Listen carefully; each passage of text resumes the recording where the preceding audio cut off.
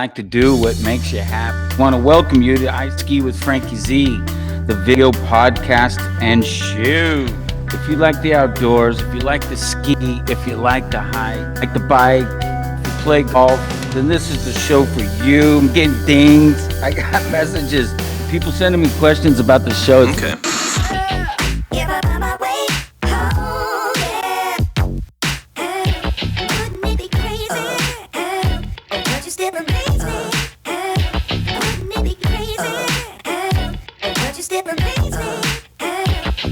Thank you for being here on the show with me. We've got a great lineup for today's show.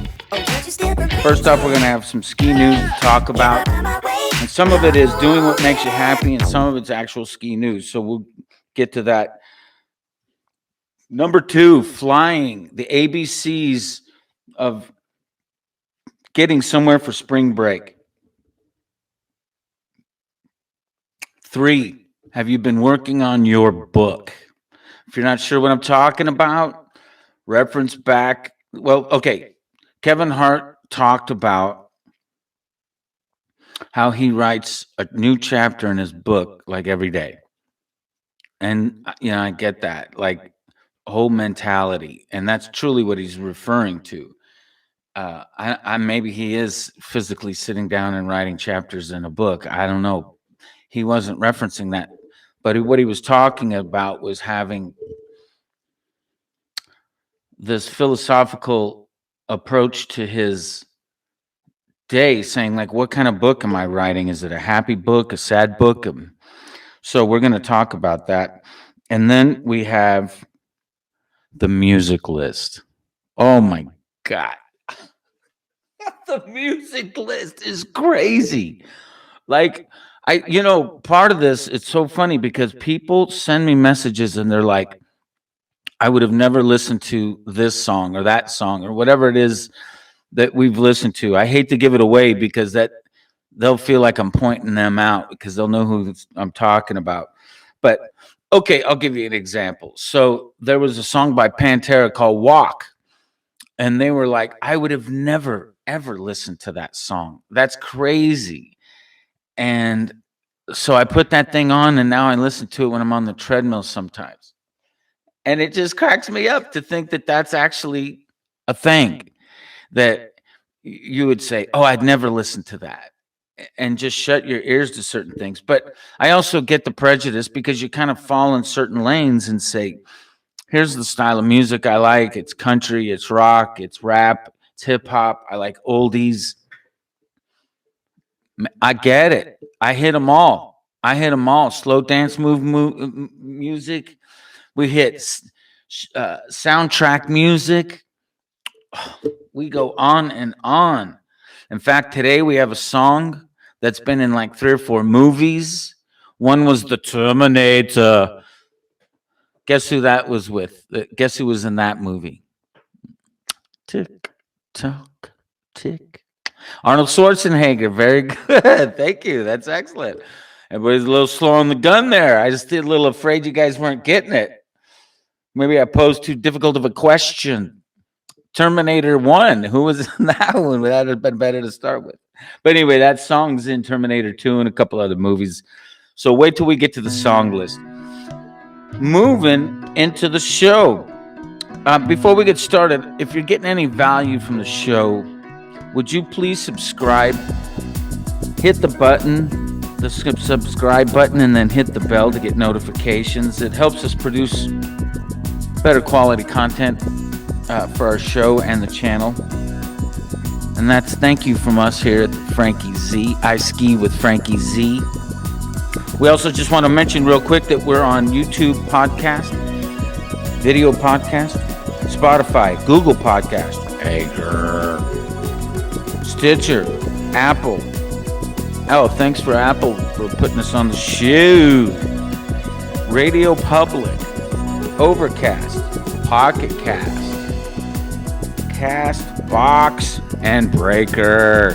What a nice little lineup. So we want to tell everybody thank you for listening. Thank you if you're out there. We're with you, man. We're with you at the I Ski with Frankie Z. I get so excited about the show. Forgive. Just trying to put this out here. So let's get into ski news, because the thing about the ski news is it's not going to be ski news. Oh, no breaking news. Somebody just wrecked into the side of a ski hill and now there's no ski hill. Number 2, avalanche. Real news. I've got some stuff that I think is worth putting up on the table. First off, we have 3 news pieces that we're going to go over.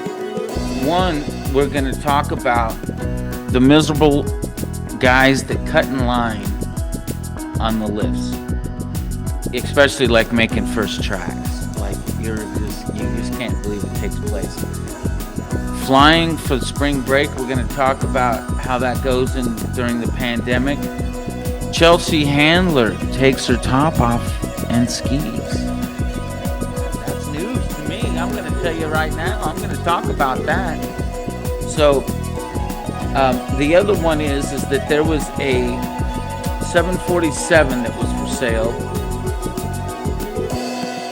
for $550,000. That's $500 million. $500 million. $500 million. Now, if you're showing up in a Boeing 737 jet that you bought for your ski trip, or if you're just on a holiday, that's big pimping if you're asking me. Okay? Because, like, I used to work for a guy that was the king of the aerospace industry here in Arizona.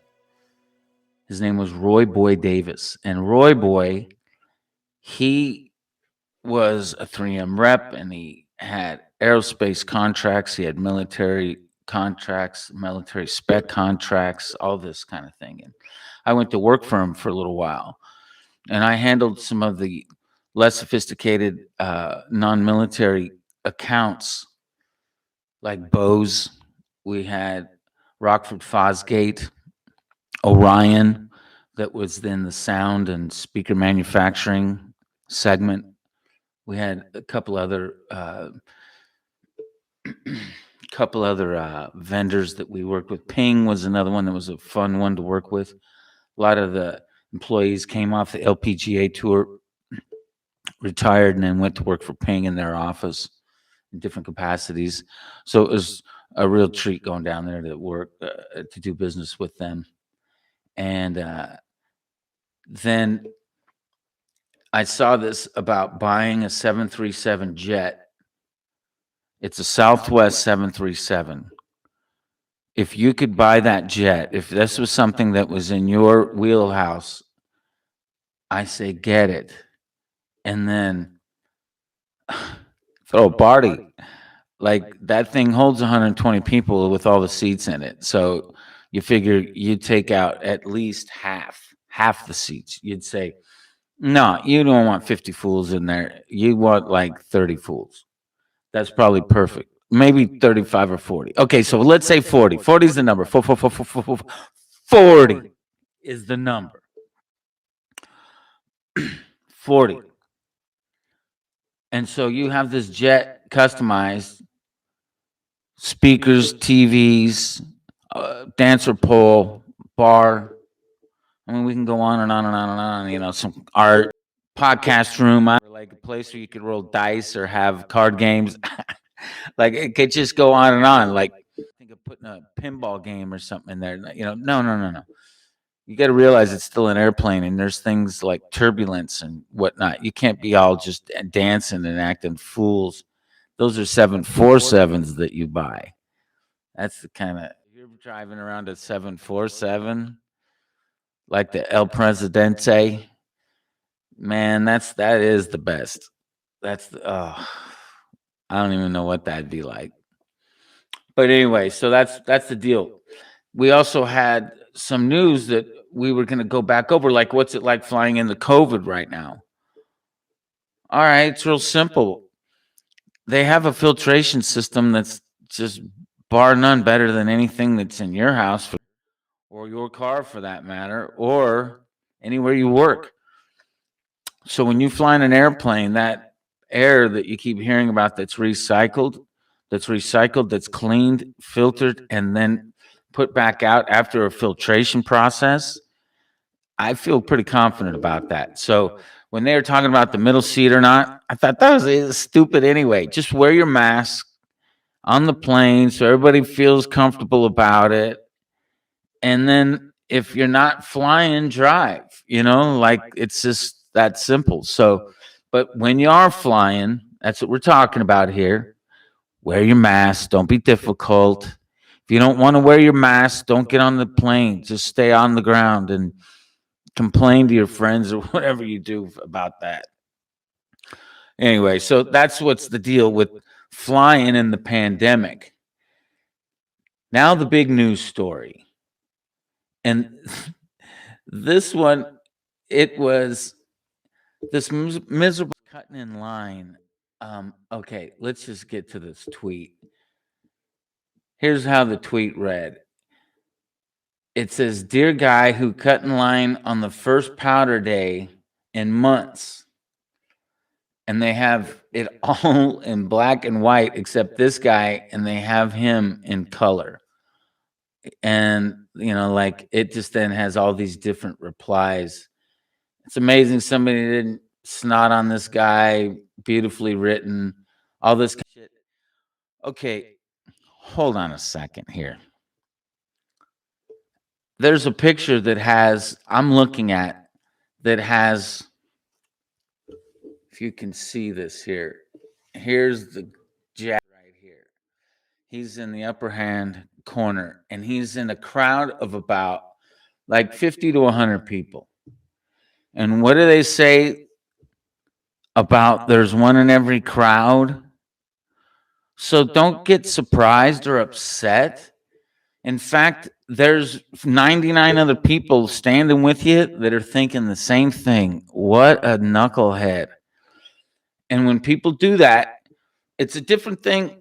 I'll give you an example. I was standing in line the other day, and there was this young girl, probably 10, 12 years old, that was snowboarding or skiing with some friends. There was a mix of snowboarding and skiers together there, but they were all together as a group. And she says, "Hey, can I cut in line? My friends are ahead of us." And it was like, of course. What an understandable scenario. But you've got this guy Solo that's now just cutting in line, and he's taking advantage of people's etiquette, of their decorum, of their nicety, and he's stomping on it.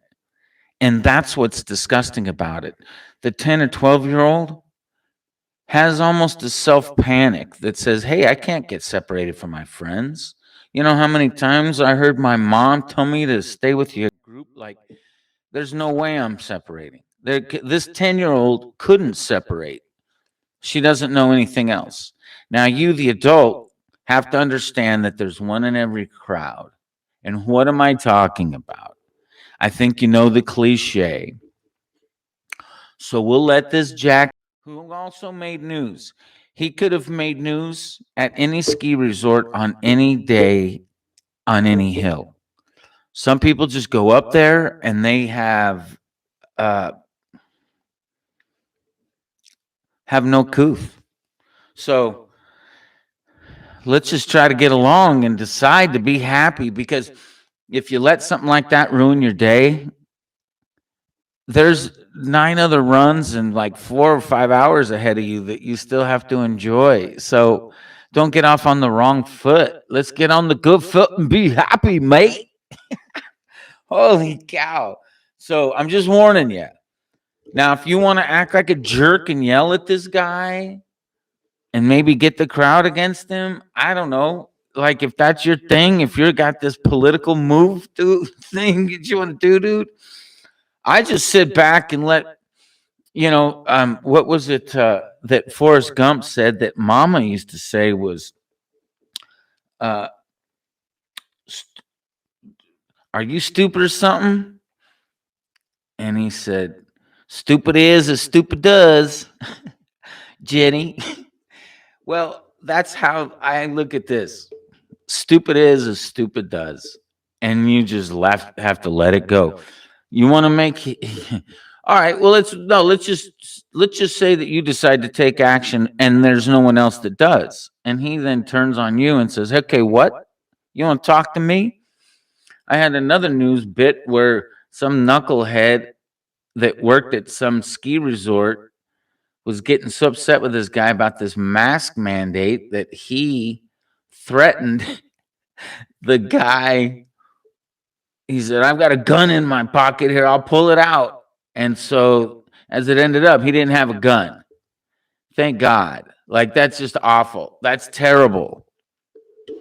First off, that anybody would make a threat like that, like over a mask for sure, of any. But making threats is just doing. Everybody's just trying to have fun up here skiing. That's it. But there's some people that ski in the woods, so to speak, or find chaos. And you really have to put a buffer around yourself so that you don't get sucked into it. Does that make sense? It's easy to have an emotional response to certain things that are deserving, where you say, "Hey, that's not right." But look, Moses, don't come down off the hill with your 2 tablets and your 10 rules and start issuing out ordinances as a spectator, as a standing in line, just getting in the lift too. You just keep your place. You know what I mean? Like, you got to remember where you're at too. That's my advice. Now, here's our last news bit. And this one is Chelsea Handler skis topless to celebrate her 46th birthday. Now, I can't wait to get into this.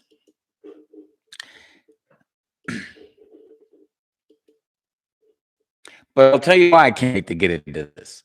See, Chelsea Handler skiing topless is so perfect, is so appropriate. She's a woman.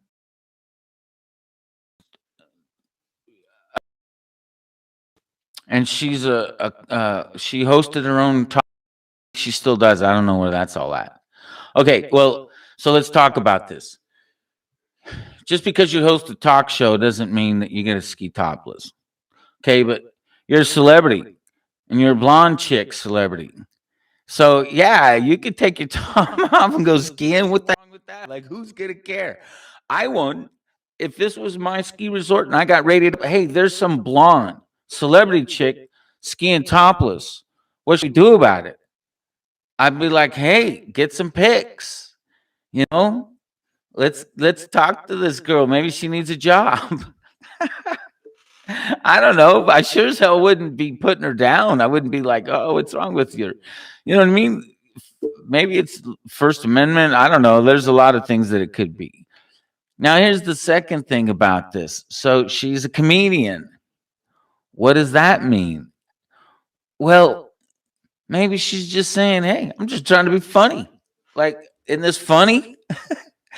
And there's people laughing. So what are you supposed to say? "Oh, no, that's not funny." People are laughing too, and they're enjoying it on 2 levels, on a couple levels, not 2 levels, shit, on a couple levels. Like, here's this sexual innuendo being self-expression that made her happy. Well, that's a lesson to be learned, not an example to be set. Does that make sense now? Is there a difference to that?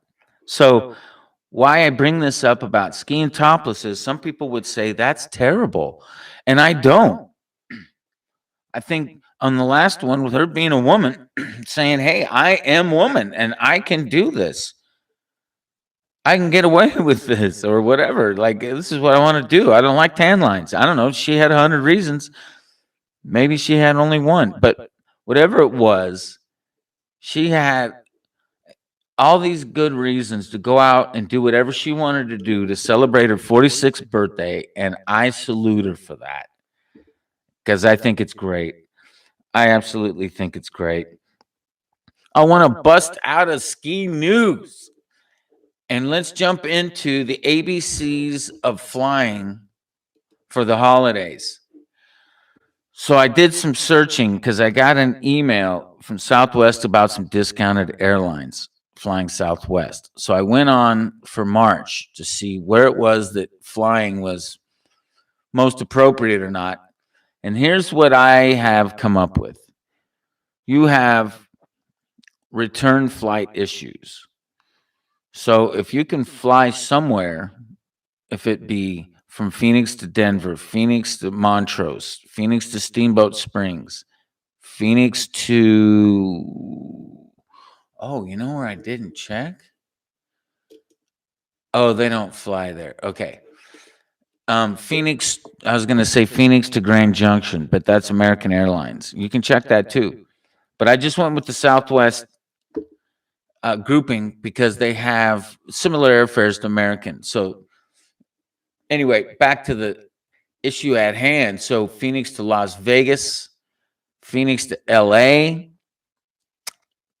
and I even did Palm Springs in case somebody wanted to fly from Phoenix to Palm Springs and then to drive from Palm Springs up to Mammoth.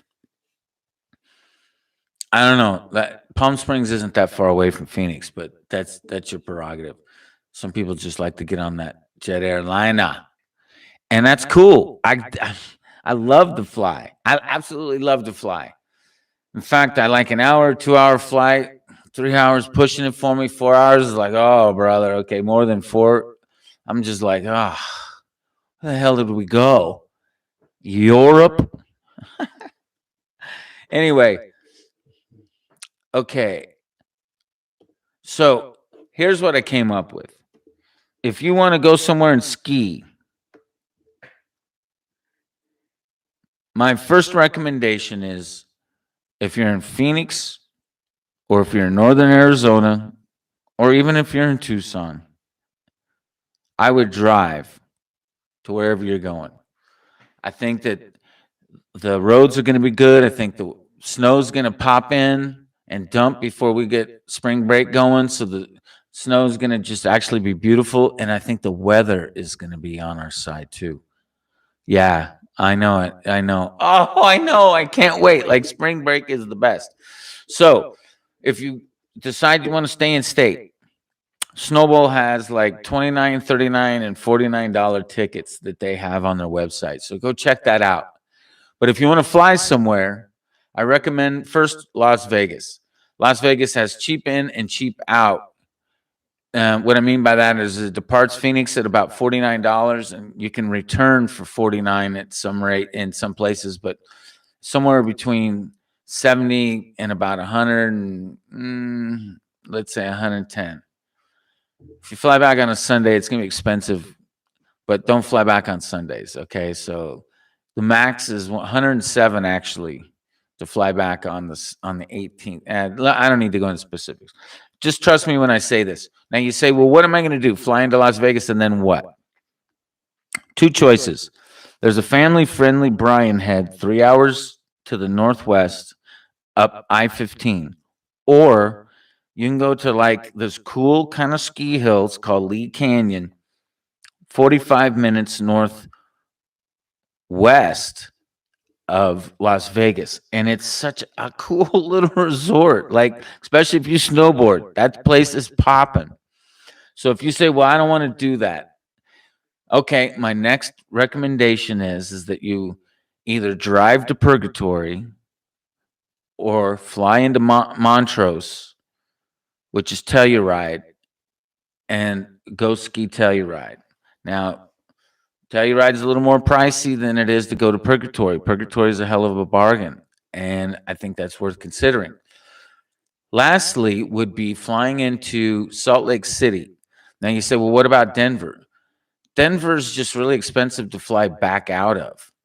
So I don't think I recommend Denver for the spring break, but I do recommend Salt Lake City. Salt Lake City has the round trip fare that's more expensive than Las Vegas for sure, but it's also at an affordable rate, in my opinion, if you can book at the right times and get it scheduled up. So check that out.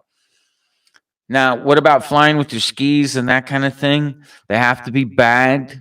They have to be tight. They can't be in this loose thing. They have to be strapped down so that they can ship without being cumbersome. What I recommend is ship skis.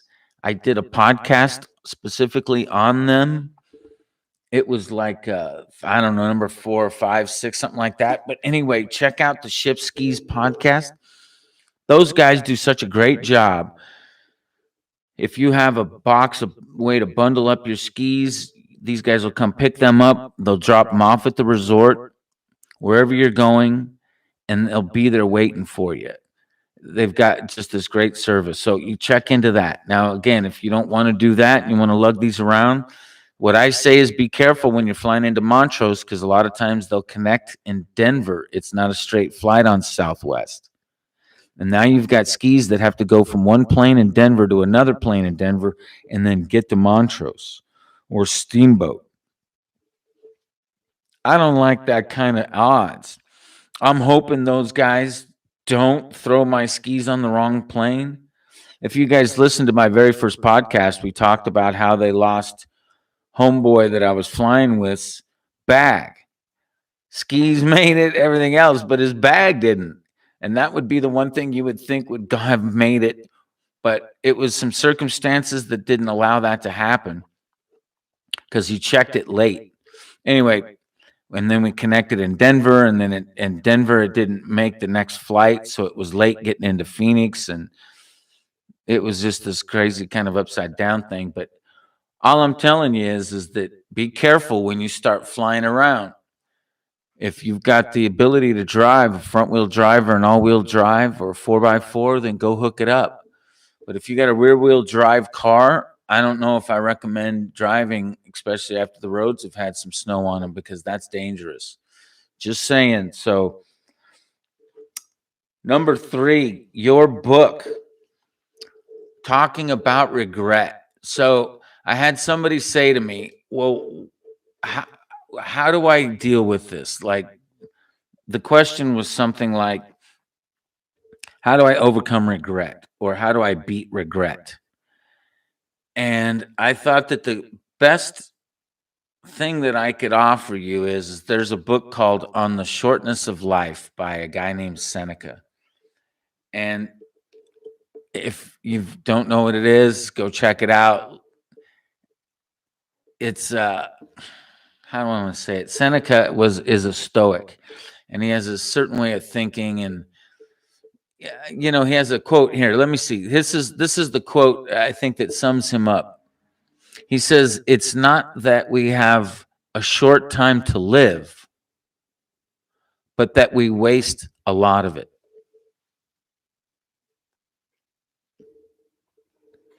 It's not that we have a short time to live, but that we waste a lot of it. Seneca. Right-hand man to Marcus Aurelius. Book was written over 2,000 years ago. So you have to be asking yourself, so what's the big deal? Okay, well, there it was, just in that statement. The printing press, 1440. That's right. Oh, Gutenberg was in political exile, and old Goldsmith and James Gutenberg, 1440, and then later in 1450, the printing machine was perfected. No? Okay, 1440 minus 2021, 581 years. Printing press was invented in 1440. This book was written more than 1,000 years before that. How did it survive? How would a manuscript like this, because it's short too. The book is a short read. I don't know if it had more than 103 pages in the whole book, counting the 3 that didn't get printed on the back of it. I think I was giving myself credit for those too. When I read the book, I was like, yeah, hell yeah, it had 103 pages. I read them all.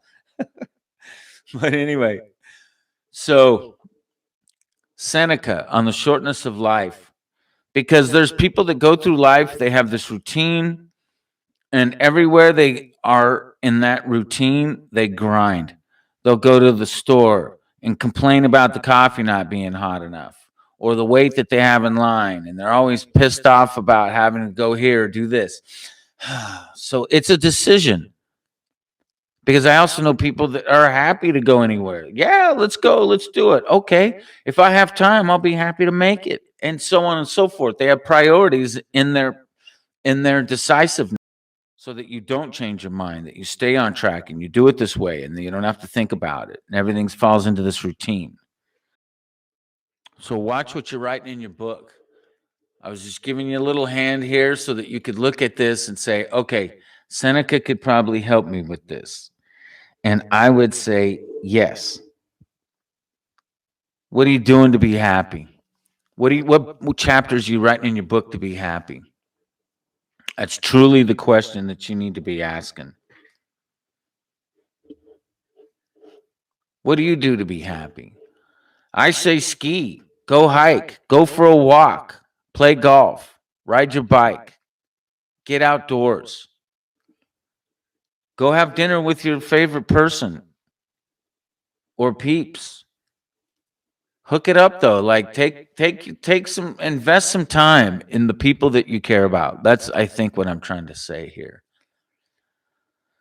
Oh man, I'm looking down. Hey, if you are getting any value from this, please subscribe to the channel. If you could hit the subscribe button and then hit the bell, I'd appreciate it. Or if you want to leave us a comment or like the video or the comment, or like the podcast, I'd appreciate that. It helps us produce more quality content. Thank you again for listening. I really appreciate that. So I wanted to say something here because we want to get into the music list. And you're thinking, what? And I'm saying, yeah, the music list.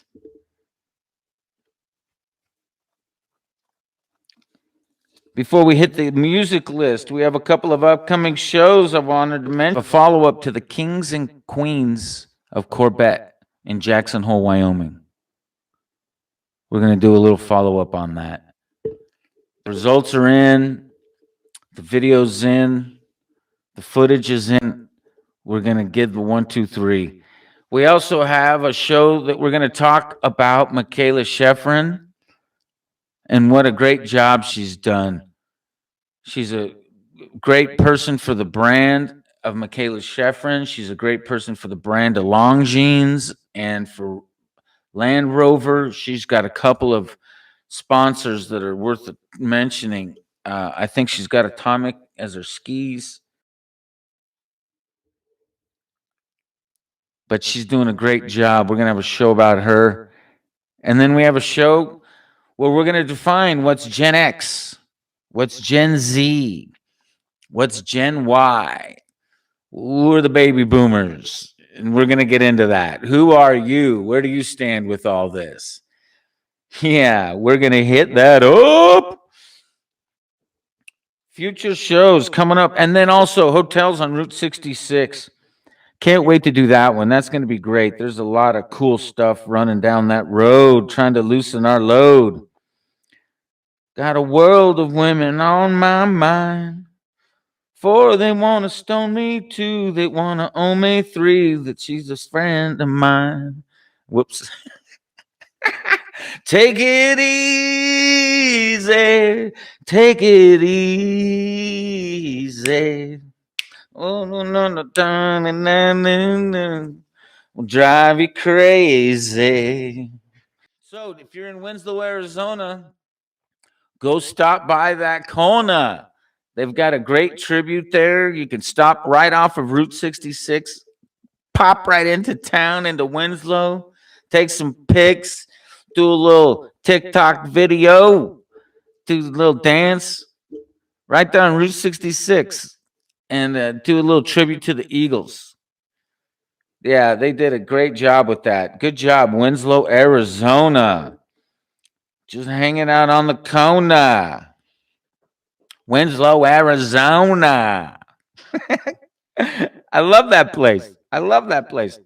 I'll tell you a quick story about Winslow, Arizona before we get into the music list. I'm with a cat named Mike Avalar. And we're with Jimmy Dunlap and a guy named Eric Reinhardt. And we go over to Winslow for a softball tournament. It was crazy. We probably 110 degrees, or felt like it was. And we were at this tournament and didn't play in it. We were just there drinking beer and watching it. A couple of our friends, because the Winslow's only like 35 minutes east of Flagstaff on Route 66. But after a couple of cold pops and sitting in the sun for a while, we had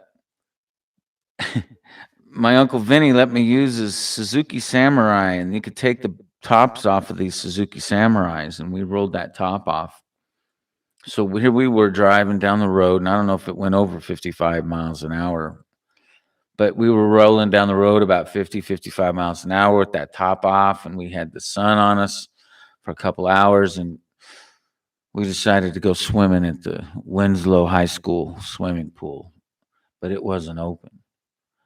So we had to jump over the fence and sneak in on our way out of town, and we went swimming. We were jumping off the high dive. We were jumping off the low dive.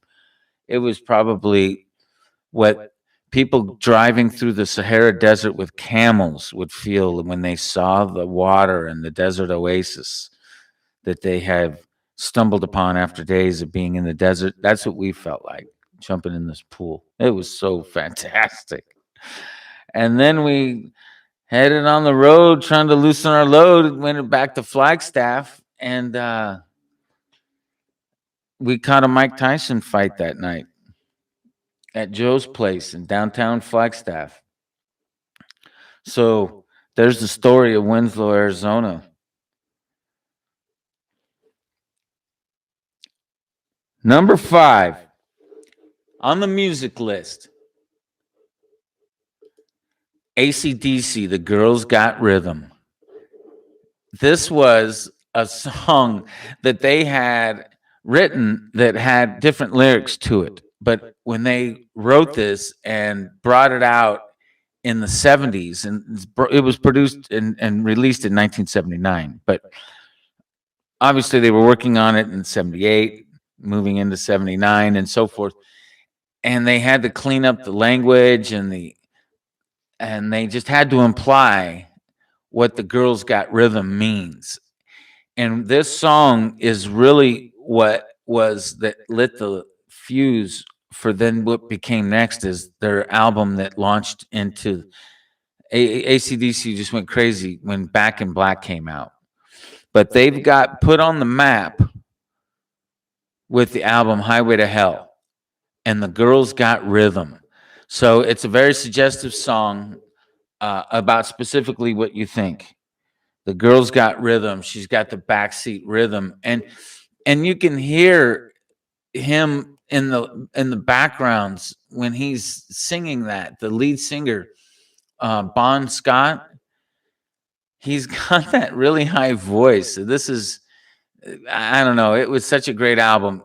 So number 5 comes in off of Highway to Hell, The Girls Got Rhythm by AC/DC. And there's number 4. Soundgarden pulls in with Black Hole Sun. And the Black Hole Sun, where should I start talking about this? The lyrics are deep and dark. They're bleak. They usually make him feel better, is what the front man, Chris Correll, said about the song. It kind of goes on about how he stated in a 2014 interview with Entertainment Weekly that it came from something that he heard on the news, that he thought the anchor said this black hole sun, but he was really saying something else. Correll stated that he was thinking about the phrase and decided to write a song about it. How cool is that? So that's where Black Hole Sun came from, was the imagination of Soundgarden's frontman and lead singer, Chris Cornell. Number 3. Boy, I tell you, this band was fun. They're a topless band. They're a topless bar's dream, but they're a topless bar band for sure. I think you guys know who I'm talking about. Mötley Crüe. The album is, the song is "Shout at the Devil," and I think it's also from the same album, "Shout at the Devil," and it's what launched these guys their career. And by the way, they had a hard time getting this produced because there was people that were saying, "No, we don't like that you're having this like devil's edge thing going on." And Nikki Sixx was like going, "Hey, dude, we're not worshiping the devil. We're just trying to sell records. Like, that's it." And he's like, "Well, then why are you guys putting the songs out about shout at the devil?" And he says, like, "That's why we're having this conversation right now, isn't it?" And that is what turned it over, and they got signed to their label. So that's a kind of a cool story. But Nikki Sixx said in the beginning that it was just really pushed back on, and then it ended up becoming the song that they would put as their like anthem song, and everybody would join in, and it was just banging on at their concerts. That's for sure. Now we only have 2 songs left, and the 2 songs that we have left, these again are gonna just shock you. I can't even tell you how cool this is gonna be. So if you're ready for number 2, you're gonna be so crazed when you hear number 1. I mean, you're gonna fall off your chair and you're gonna go, "Father Frank Jr., what are you doing knocking me off my chair?" And I'm gonna look at you and I'm gonna go, "Dude, that's my job. This is what I'm doing. I'm putting on a show." So I want you to fall off your chair, man. That's all. Trying to move something in you. Make you do things that make you happy. Anyway, I'm not going to get into that here. Follow the show. Tune in. Listen to the podcast. That's all you need to do. Hit subscribe. Subscribe to the channel, man. That's all you need to do. Number 2, Ozzy Osbourne. No More Tears. What? I know. This is such a great song, and it's long too. It's like 6 minutes long. It's a long song. And so what you have to appreciate about this being released in 1991, if you're following an Ozzy Osbourne legacy, you'll know that this is the first album and song that came out after rehab.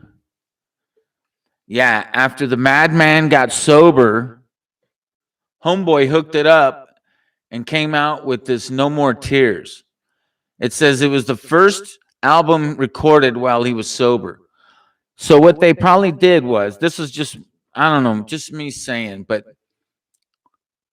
they were like, "Okay, Ozzy, we're going to have a graduation party, tomorrow morning at 9 a.m., so invite your friends." Oh, no. Okay, Ozzy, we're going to have our graduation party at 9 a.m. tomorrow, all right? Like, do you have anybody that's coming? And he's like, "Huh? No." And they're like, "Great. Okay, don't tell anybody either." He's like, "Okay." So Ozzy graduates from rehab at like 9:45. And A&M Records, Swan Song, or one of those guys, is there at 10 a.m. with a microphone and a band at a warehouse right near the rehab center. And they said, "Okay, here's some lyrics. Look at these for a little bit." And here's Ozzy's head still spinning like a top after getting out of rehab. And they're like, "Okay, here's what we need you to do. We're going to green screen shit." They probably lied to him about it. They're like, "Okay, Ozzy, here, no more tears." It's like 10:15. He's graduated from rehab 30 minutes ago. And they're like, "We just need you to get a song out so that we can say you did a song sober." 20 years of drugs and alcohol, snorting up ants with Mötley Crüe. Like, I don't know, maybe, that's just what alpha males do. Whatever, I guess. I don't even know what that is. That's just like drugs, probably, is the best way to put that into a reflective tone. But anyway, bottom line is no more tears. By 10:38 that morning was finished recording, and I'm sure by 11 a.m. that they were on in line at the liquor store getting this thing back on track.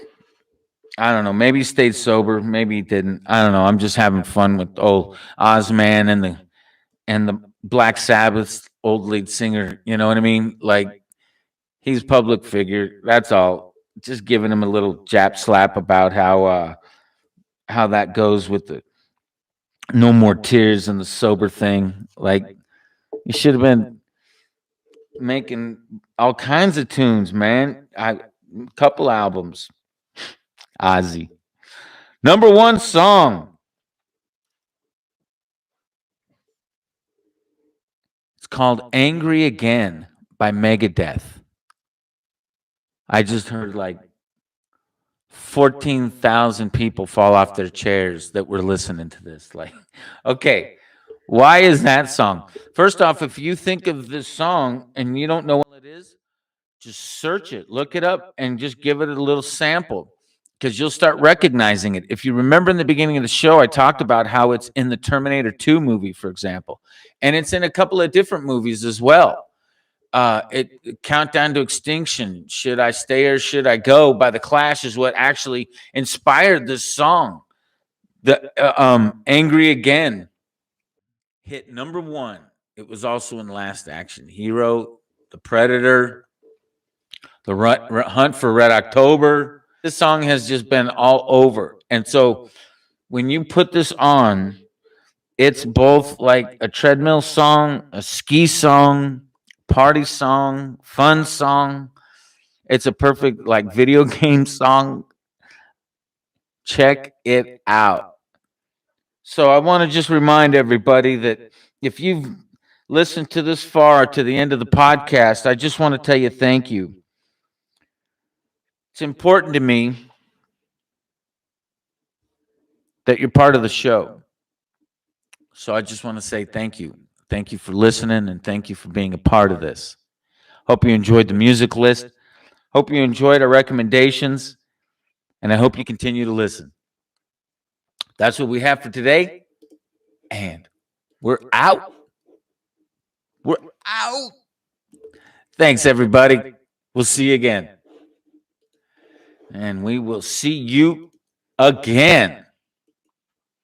And peace.